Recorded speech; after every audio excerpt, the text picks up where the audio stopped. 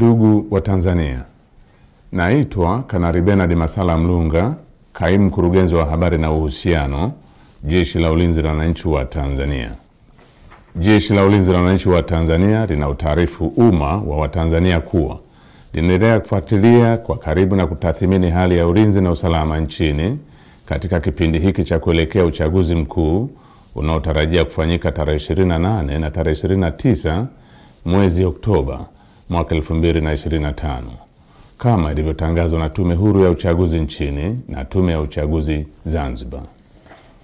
Kwa ujumla, Jeshi la Ulinzi la Wananchi wa Tanzania linaridhishwa na hali ya usalama iliyopo nchini katika kipindi hiki ambacho vyama vya siasa vinaendesha kampeni zao kwa kuzingatia matakwa ya kisheria,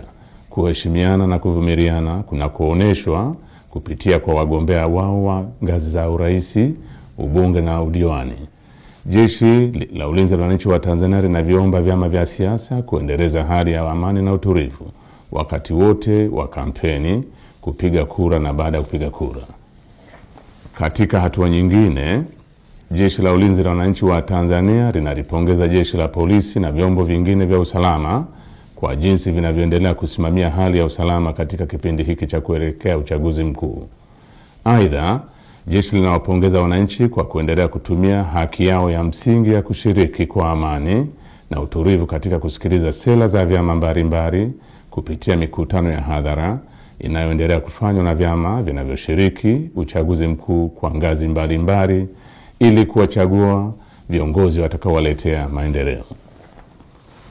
Pamoja na hali ya amani na utulivu iliyopo, bado kumeendelea kujitokeza baadhi ya watu wanaojiita wanaharakati kutoka ndani na nje ya nchi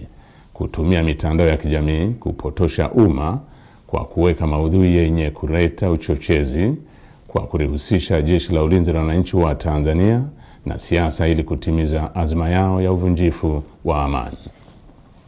Jeshi la Ulinzi la Wananchi wa Tanzania linaomba umma wa Tanzania kupuuza machapisho au taarifa ambazo zimekuwa zikionekana kwenye mitandao ya kijamii. Wananchi wanakumbushwa kuwa taarifa zote zinazorihusu Jeshi la Ulinzi la Wananchi wa Tanzania zitatolewa na makao makuu ya jeshi kwa utaratibu rasmi na mawasiliano ya Jeshi la Ulinzi la Wananchi wa Tanzania na umma. Jeshi la Ulinzi la Wananchi wa Tanzania likiwa sehemu ya vyombo vya ulinzi na usalama vyenye dhamana ya ulinzi nchini,